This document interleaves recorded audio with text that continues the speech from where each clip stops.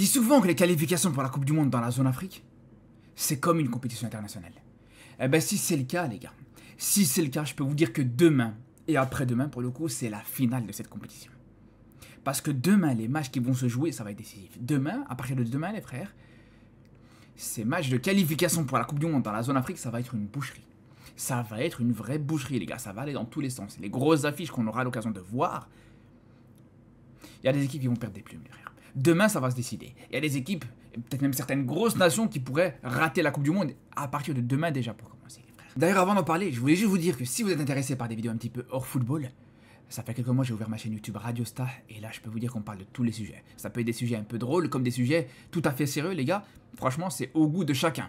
Donc si ça vous intéresse, allez vous abonner les gars, je suis sûr que vous n'allez pas le regretter. En plus il y a des très grosses vidéos qui sont prêtes. C'est pour ça que je vous en parle aujourd'hui. Il y a des grosses vidéos qui vont arriver après la trêve internationale. Donc allez checker ça les frères. Mais bref, pour revenir à ces qualifications pour la Coupe du Monde, on s'est tous dit au moment où ils ont élargi le nombre d'équipes africaines qui pouvaient se qualifier à cette Coupe du Monde, on s'est dit c'est bon. Là, maintenant, il n'y aura plus aucun suspense. Là, ça va devenir très facile pour quasiment toutes les grandes nations africaines. Que tu auras vraiment la possibilité et peut-être l'assurance de voir toutes les nations et les grandes nations africaines être qualifiées. Alors que, les gars, loin de là. Pas du tout quand on voit le nombre de grandes nations africaines là actuellement qui sont en vrai danger, qui sont absolument pas sûres du tout de se qualifier pour cette prochaine Coupe du Monde. C'est sûr que vraiment, le suspense, il reste intact. Quasiment intact en tout cas. Parce que, voilà, bien sûr, le Maroc qui est tombé dans un groupe assez facile, il faut le dire, les frères. C'est déjà qualifié. Ça va être aussi le cas, les frères, justement, pour cette équipe du groupe A. Où clairement, ça va être un match pour la qualification, comme pour toutes ces équipes dont on va parler aujourd'hui. Mais pour l'Égypte, je pense que ça va se régler très facilement, ça va se décompter très facilement contre cette équipe du Burkina Faso, les gars. Là, les Égyptiens, ils sont à 5 points d'avance par rapport au Burkina Faso. Cette victoire-là contre le Burkina pourrait clairement assurer cette qualification pour l'Égypte. Et je pense que franchement les frères, avec la régularité égyptienne là en ce moment, avec la capacité qu'ont les Égyptiens à chaque fois à répondre présent dans ce genre d'affiche, ça va pas du tout être un problème. Même s'il y a certaines blessures, on pense par exemple à Abdelmoulaïn, le défenseur central, à Atia, qui se blesse d'ailleurs très souvent, le milieu de terrain qui est très bon. Bien sûr que à partir du moment où tu as une attaque, Marmouche, Salah qui est le joueur le plus décisif d'ailleurs de ces qualifications pour la Coupe du Monde, qui est très régulier avec cette sélection égyptienne aussi, ça sera pas du tout un problème. Je peux vous le dire les gars, ça sera pas du tout un problème pour assurer cette qualification ce mardi à 17 h, sans aucun souci. Cette là où ça va être plus compliqué, là où ça va être totalement différent les frères, c'est pour ce qui est de ce groupe B. Et là je pense qu'on a vraiment le choc de cette prochaine journée. Les qualifications pour la Coupe du Monde. Congo-Sénégal, les gars. Waouh. Vraiment, les frères, moi je vous dis, c'est une affiche digne d'une minimum demi-finale de Coupe d'Afrique, les frères. Alors, si vous connaissez pas bien le football africain, ou vous ne suivez pas énormément le football africain, ou que vous suivez le football africain de compétition internationale, de CAN en CAN, peut-être que vous allez dire, ouais, le Sénégal, c'est largement favori. Le Sénégal n'aura pas de problème. Alors que, les gars, mais alors là, pas du tout. Je vous le dis les frères, pour moi, sur ce match-là, c'est quasiment du 50-50. Et pas juste à cause du fait que voilà, ça se joue en RDC, que ça se joue à Kinshasa, bon, ça rajoute quelque chose, c'est sûr et certain que c'est vraiment un plus pour les Congolais, mais il n'y a pas que pour ça les frères. Moi, il y a un constat que je suis en train de me faire les gars. C'est que la RDC sur la dernière CAN, ils te font demi-finale avec une équipe éclatée les gars. Avec une équipe horrible, une équipe dégueulasse les gars, je vous le dis. Et quand on voit là actuellement les Congolais qui te font un mercato, pour moi, qui est l'un des meilleurs mercatos africains sur cet été, on va pas revenir là-dessus, j'ai fait une vidéo là-dessus, mais bon, on peut reparler de Noah Sadiki, Touanzebe, Meshak Elia, bref, tous ces joueurs-là qui actuellement vous disent pas forcément grand-chose, mais ils ont tous signé dans des grands clubs ou au moins dans des grands championnats. Donc quand on voit ça les frères, c'est sûr et certain, moi je vous le dis, non seulement le Congo a toutes ses chances de battre cette équipe sénégalaise, mais en dehors de ça les frères, c'est clair et net que pour moi le Congo, et on en reparlera dans les mois à venir, dans les semaines à venir, le Congo est l'un des favoris pour la prochaine CAN les gars. C'est plus un outsider, une équipe qui peut un peu bousculer les gros, c'est un gros. Aujourd'hui le Congo, c'est une grosse équipe africaine. C'est une équipe très dangereuse. Encore une fois, sans grosses individualités, ils ont fait demi-finale, imaginez ce que ça va faire avec ces grosses individualités là. Avec des joueurs qui jouent avec des champions, avec clairement les frères, leur star aujourd'hui, Yohan Wissa, il va jouer contre le Barça. Première journée de Ligue des Champions, les gars. Vous vous rendez compte ou pas? Mais bref, après, c'est pas pour ça que je dis que le Congo est clairement favori dans ce match. Pour moi, le Sénégal, clairement, bien sûr, ils ne doivent pas du tout être inquiétés par cette équipe congolaise. Enfin, pas être inquiétés. Ils ont les possibilités de battre cette équipe congolaise. Ils doivent battre cette équipe congolaise. Le Sénégal reste malgré tout un cran au-dessus en termes de favoris. Le seul truc voilà, qui peut un petit peu contrecarrer, c'est le fait que voilà, tu joues à l'extérieur. Et gagner à Kinshasa, c'est pas facile du tout, les frères. C'est vraiment des conditions très compliquées. Avec un public qui pousse, avec, il faut le dire les gars aussi, une fédération congolaise qui à chaque fois essaye de saboter un petit peu, de mettre des bâtons dans les roues à l'adversaire, on va dire, je sais pas me dire c'est de bonne guerre parce que c'est des choses qui aujourd'hui doivent changer, mais voilà, aujourd'hui tu sais à quoi t'attendre quand tu vas à Kinshasa, quand tu vas au stade des Martyrs, c'est clair, le stade porte bien son nom, je peux vous le dire les gars. Mais voilà, quand les Congolais te disent aussi, voilà, le Sénégal est maîtrisable, le Sénégal, ça va pas être un problème. Les gars, faut quand même doser cette équipe du Sénégal. Franchement, aujourd'hui, c'est pour moi la meilleure équipe d'Afrique. Peut-être avec le Maroc en termes d'effectifs, mais la meilleure équipe d'Afrique en termes de régularité. En match officiel, les gars, le Sénégal, ça perd pas. La dernière défaite du Sénégal en match officiel, les frères, est-ce que vous vous rendez compte, la dernière défaite du Sénégal en match officiel, c'est la finale de la CAN qui perd en 2019. Vous vous rendez compte ou pas? Est-ce que vous vous rendez compte de ce qu'on est en train de parler ou pas? Ou en tout cas, quand je dis en match officiel, c'est en Afrique. Je parle pas bien sûr de la Coupe du Monde où voilà, ils ont perdu contre l'Angleterre, ils se sont fait éliminer contre l'Angleterre en Coupe du Monde. Et de toute façon, ils t'ont battu juste derrière cette équipe d'Angleterre, les gars. Est-ce que vous vous rendez compte? Le seul, avec le match contre le Pays-Bas aussi dans cette Coupe du Monde-là, mais bref, l'un des seuls matchs officiels qui a été perdu par cette équipe du Sénégal contre l'Angleterre depuis 2019. Juste derrière, tu bats cette équipe d'Angleterre qui peut-être aujourd'hui on peut considérer même une équipe anglaise qui est meilleure que depuis la dernière Coupe du Monde. Mais bref, c'est là où c'est fort, les gars. Cette équipe, comme vous dites les Congolais, elle est maîtrisable, elle n'est pas maîtrisable du tout. Cette équipe, tu peux aller chercher un match nul. Ça peut arriver. Ça arrive souvent des fois que voilà. Un mauvais match du Sénégal, c'est un match nul. C'est un 0-0 par exemple. Un 0-0, c'est une catastrophe. Un 2-2, un 1-1. Il faut savoir d'ailleurs, Aliou Cissé s'est fait virer pas à cause de défaite. Il s'est fait virer justement sur des matchs nuls. C'est la première fois que je vois un sélectionneur qui se fait virer de son équipe mais alors qu'il perd pas. Juste voilà, de temps en temps il fait des petits matchs nuls. Voilà, c'est ça les gars. C'est ça le Sénégal aujourd'hui. Donc pour moi le Sénégal ne perdra pas. C'est sûr et certain, le Sénégal ne perd pas. Je m'avance déjà par rapport à ça. C'est au pire des cas pour le Sénégal un match nul. Mais avec toutes les armes que le Sénégal ont à disposition. Avec la qualité de cette équipe. Parce que je parlais du mercato congolais, mais l'effectif sénégalais, même sans mercato, c'est un effectif vraiment de très grande qualité, les frères. Vraiment. Un effectif XXL, faut le dire, les frères. Et c'est là où je vous dis, pour moi, le Sénégal est clairement favori par rapport à ce match-là. Ils ont plusieurs armes différentes sur coup de pied arrêté. Ils peuvent être dangereux dans le jeu aussi. Ils peuvent être très efficaces aussi. Ils ont de la vitesse, ils ont du physique, ils ont de la technique. Voilà, très complet. Le Sénégal aujourd'hui c'est très complet. Le seul petit hic aussi, c'est que voilà, tu as Niakate, le défenseur central sénégalais qui va rater ce match. En plus de ça, il était en forme. Il a fait un bon match contre le Soudan. Il fait un très bon début de saison. Il a fait un Olympico exceptionnel. C'est là où c'est un petit peu dommage. Tu vas rater vraiment un très très gros. Et on sait très bien à quel point les Sénégalais, des fois sur les coups de pied arrêtés défensifs, paradoxalement, ils peuvent se faire avoir. Et contre cette équipe congolaise, ça peut être dangereux aussi. Mais bref, en tout cas, on a hâte de voir cette rencontre, même si, comme je vous dis, les frères, je vois le Sénégal au-dessus. Après, pour ce qui est du groupe C, moi, je vous l'annonce déjà, les frères, ça va être la grosse surprise. Ça va être vraiment la grosse surprise, les gars. Le Nigeria, qui se qualifie pas à la prochaine Coupe du Monde.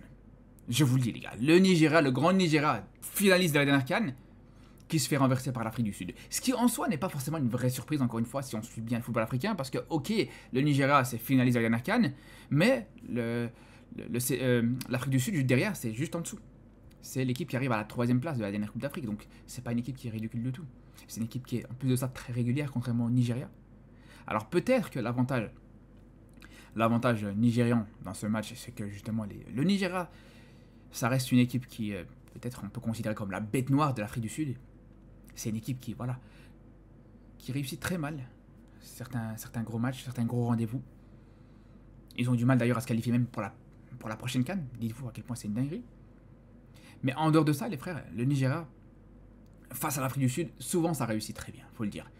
Mais les Sud-Africains, à côté de ça, c'est beaucoup plus régulier. En plus de ça, ils vont jouer à domicile. C'est pour ça que je vous le dis, les frères, pour moi, l'Afrique du Sud reste favori. En plus de ça, les gars, il faut savoir que ce match, c'est le match de la dernière chance pour le Nigeria. La pression, elle sera plus du côté du Nigeria que du côté sud-africain. Les Sud-Africains, ils sont tranquilles. Ils ont 5 points d'avance. Ils sont premiers de ce groupe. Alors que les Nigérians, ils sont 3e, juste derrière l'Afrique du Sud et en plus de ça, derrière le Bénin. Donc ça va être aucun souci, je pense, pour l'Afrique du Sud. Au moins d'aller chercher ce match nul qui pourrait vraiment ne pas arranger du tout les affaires du Nigeria et qui pourrait très bien arranger justement les Sud-Africains en vue d'une qualification pour la prochaine Coupe du Monde.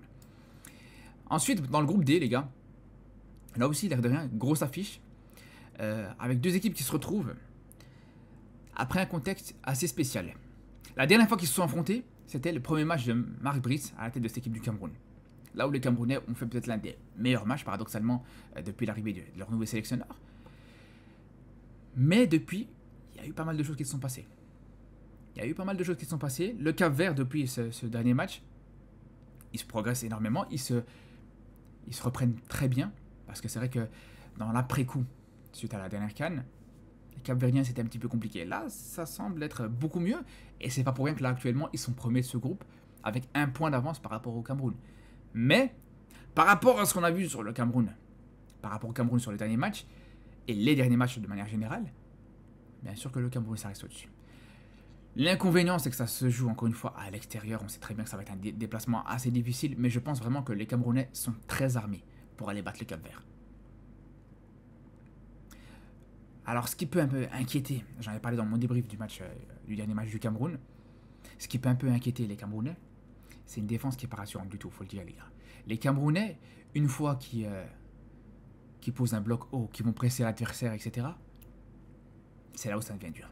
C'est là où ça devient très dur parce que c'est une défense qui manque de vitesse, qui a tendance à souvent se rater un petit peu sur les relances, à rater certaines passes. Et quand on connaît la qualité du Cap-Vert sur les contre-attaques, c'est là où les Cap-Verdiens peuvent être très dangereux, peuvent faire très mal. Après, je pense que Marc Brice est conscient des qualités et des faiblesses de son équipe. Et je pense qu'il y a de grandes chances de voir le Cameroun défendre, jouer dans un bloc bas. Ils sont à l'extérieur en plus de ça. Ça ne me surprendrait pas du tout. Surtout que voilà, le Cameroun, historiquement, n'a pas forcément ce problème ou ce complexe de jouer dans ce style-là. C'est pour ça que je pense que le Cameroun va réussir malgré tout à s'imposer comme ça. En plus, en termes de qualité, t'as Mbeumo qui vient d'arriver à United, qui est en confiance, qui a fait un super match sur la rencontre contre l'Eswatini. T'as le retour en plus de ça de Baleba dans le 11 du Cameroun, qui était suspendu pour le dernier match. T'as Zambanguissa qui est en forme aussi. T'as des latéraux qui commencent aussi à être pas trop mauvais. Donc c'est là où pour moi les Camerounais ont toutes les chances de gagner ce match et de se qualifier juste derrière, les gars. Ça serait vraiment une grosse désillusion pour le Cameroun, pour le football camerounais.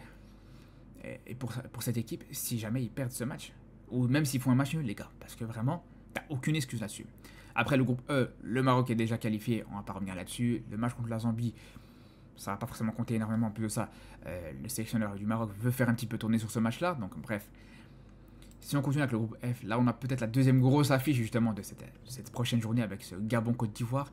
Une très belle opposition de style, je dirais pas jusque-là, mais au contraire justement, deux équipes qui propose un football intéressant, un jeu assez offensif. D'ailleurs, dans cette équipe du Gabon, on a le meilleur buteur de ces éliminatoires avec Bouanga, qui compte 8 buts dans ces éliminatoires pour la Coupe du Monde, les gars. Une équipe du Gabon vraiment qui est très efficace, qui marque énormément de buts. Et à côté de ça, les gars, on a des Ivoiriens qui sont très solides. La meilleure défense de ces qualifications pour la Coupe du Monde, les frères. Alors, c'est là où je vous dis, peut-être une opposition style sur le papier, mais pas vraiment dans les faits. Parce que malgré ça, la Côte d'Ivoire, même s'ils ont une défense très solide, ils restent malgré tout très offensifs. Ça se voit pas trop dans les stats parce que ça rate énormément d'occasions. Il y a beaucoup trop de ratés côté ivoirien sur quasiment chaque match. Mais c'est là où je vous dis, je pense que vraiment ça va être une belle affiche. On va vraiment voir un très beau match de football avec des belles individualités des deux côtés. Et malgré ça, les gars, je peux vous dire que ça va être un match qui va être un petit peu indécis. Plus indécis que ce qu'on peut penser, les gars. Parce que cette équipe ivoirienne, on ne sait pas trop quoi en penser. Des fois, elle te pond un match exceptionnel. Depuis la dernière CAN, vraiment, ils ont fait des très belles choses, comme des choses vraiment horribles. Des défaites contre contre le Sierra Leone, je crois. Le Sierra Leone, si je dis pas de bêtises. Défaites contre la Nouvelle-Zélande. Vraiment, un bilan qui est quand même assez mitigé depuis la dernière CAN, mais malgré tout, des individualités qui sont toujours aussi bonnes, que ce soit en défense, que ce soit en attaque. Le milieu de terrain aussi, il est pas mal du tout.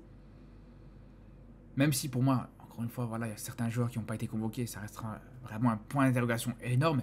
Mais bref, c'est pas la question aujourd'hui. Je pense que malgré ça, les frères, c'est une obligation pour la Côte d'Ivoire de gagner ce match et de se qualifier pour cette prochaine Coupe du Monde. T'as toutes les armes pour.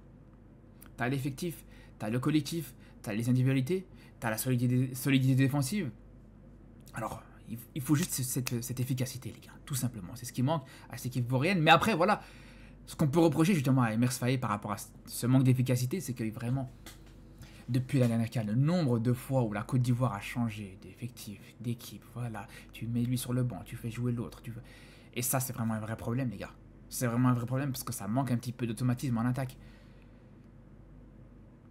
Mais bref, encore une fois, voilà, malgré tout, je pense que les Ivoiriens ont toutes les chances de s'imposer dans cette rencontre. Et si on continue, les gars, avec ce groupe G, Guinée-Algérie. Alors, vraiment, le match aller nous a vraiment surpris avec cette victoire de la Guinée en Algérie. Depuis, encore une fois, il s'est passé certaines choses. La Guinée a dit au revoir à tout espoir de qualification. L'Algérie est quasiment qualifiée, il leur manque plus qu'une victoire pour se qualifier. Ça va être un déplacement en Guinée qui va pas forcément être facile. T'as certaines absences en défense qui peuvent te poser problème. L'absence de Ben Sebaini, de Ait Nouri, de Adjam. Et pour moi, les gars, je vais pas vous mentir, c'est ce qui fait que je pense que l'Algérie... Je dis pas qu'ils se qualifieront pas en Coupe du Monde, mais je pense que c'est pas sur ce match que l'Algérie se qualifiera. Si l'Algérie arrive à gagner sur ce match, franchement, ça serait vraiment un très beau résultat, les gars. Parce qu'un déplacement en Guinée, avec une défense aussi décimée, des jeunes joueurs à qui ça fait pas suffisamment confiance, un dernier match contre le Botswana qui, malgré le résultat, est pas complètement parfait. Donc je pense que, pour moi, je pense que pour les Algériens, il va falloir attendre avant la qualification. Et encore une fois, voilà, à voir, j'ai hâte de voir ce match. Et si vraiment l'Algérie arrive à gagner dans cette rencontre, ça peut être vraiment une très très bonne chose. Parce qu'en plus de ça, les Guinéens, malgré tout, ça reste très solide. Hein. Ça reste très solide. Je vous parlais du Congo qui actuellement sont très forts, sont très costauds, etc. Mais la dernière équipe à avoir réussi à battre cette équipe congolaise, c'est justement cette équipe guinéenne. Donc c'est là où je vous dis, attention. Les Guinéens dans les grands matchs, généralement ça réussit assez bien. En plus de ça, quand ils sont peut-être le meilleur numéro 9 africain du moment, il faut se le dire, les frères, ça joue énormément. Après, dans le sous-groupe H, les gars, Tunisie, Guinée équatoriale, l'éternel, on peut le dire, classique africain, deux équipes qui se connaissent très bien, deux équipes qui se rencontrent trop souvent. Et je pense que voilà, la Tunisie, pour moi, dans ce match, est favorite. Parce que la Guinée équatoriale, les frères, depuis la dernière CAN, ça régresse énormément. C'est seulement 3 victoires depuis la dernière CAN contre le Malawi, le Cambodge et le Sierra Leone, le Sao Tomé, si je ne dis pas de bêtises. 3 victoires seulement en quasiment 2 ans, c'est assez léger, les gars. C'est assez léger. Donc, on est loin de cette Guinée équatoriale de la CAN 2024 qui bat la Côte d'Ivoire 4-0, qui a failli éliminer ce futur vainqueur. Et en parallèle, les Tunisiens, qui pour moi étaient peut-être l'une des pires équipes de cette dernière CAN, ça progresse beaucoup. Ça progresse énormément. À l'image du dernier match qu'ils te font contre le Libéria. Très beau à voir. Une équipe de Tunisie vraiment qui devient de plus en plus plaisante, avec des individualités qui commencent à s'imposer de plus en plus. Et je pense vraiment, en plus de ça, les gars, contrairement à ce qu'on peut penser, la Tunisie réussit assez souvent contre la Guinée équatoriale. Donc c'est là où je vous dis, je pense que les Tunisiens restent favoris dans ce match. Et enfin, pour terminer avec ce groupe I, alors paradoxalement, les gars, c'est un groupe qui ne fait pas beaucoup parler, mais pourtant c'est un groupe super intéressant, les gars. En termes de suspense, c'est incroyable. On est sur l'un des groupes les plus serrés. On peut presque parler d'un groupe de la mort, les gars. Des équipes qui ont un niveau très proche, entre le Mali et le Ghana, bien sûr, et un cran en dessous, le Madagascar et les Comores. Aujourd'hui, personne ne pourrait prédire qui pourrait se qualifier ou qui pourrait être barragé dans ce groupe, les gars. C'est simple, ça fait que bouger. Ça bouge énormément. À un moment, c'était le Mali qui était premier, à un moment, c'était les Comores, à un moment, c'était Madagascar. Maintenant, c'est le Ghana, de seulement 3 points par rapport au deuxième, et de 4 points par rapport au troisième, les gars. Je vous dis, le suspense est énorme, et c'est là où les frères, je vous dis, le Mali peut tout relancer. Le Mali qui est troisième, comme je vous dis, à 4 points de cette équipe du Ghana, pour moi, ça peut être un tournant. Ça peut vraiment être un tournant à surtout pas rater pour cette équipe du Mali, clairement. Alors, c'est intéressant parce que ces deux équipes-là, ces deux équipes avec un niveau assez proche, comme je vous le disais, mais c'est surtout deux équipes qui sont totalement irrégulières, les frères. C'est deux équipes qui sont capables du meilleur comme du pire. Et il faut voir juste le Ghana, actuellement. Ils sont premiers de ce groupe, pour les qualifications à la Coupe du Monde, mais ils ont fini, je crois, dernier ou avant-dernier de leur groupe pour les qualifications à la CAN. Ils sont pas qualifiés pour la prochaine CAN, les frères. Vous vous rendez compte ou pas? Et pareil pour le Mali qui peut accrocher des gros et juste derrière tomber contre des plus petites équipes. Alors justement, la différence, peut-être sur ces dernières rencontres, sur ces derniers matchs, c'est que le Mali, ça fonctionne très bien. On est sur une dynamique qui commence à devenir de plus en plus intéressante du côté du Mali. Et je pense que ça peut se confirmer sur ce match. Un peu ce qui est dommage par contre, c'est que justement, tu as une grosse absence côté malien. Tu as Bissouma qui ne sera pas présent dans cette rencontre. Pour moi, c'est ce qui pourra vraiment, entre guillemets, handicaper cette équipe du Mali. Mais je vois bien le Mali aller accrocher un résultat au Ghana et se relancer complètement dans ce groupe, les gars, et ses qualifications pour la Coupe du Monde. On va voir ça.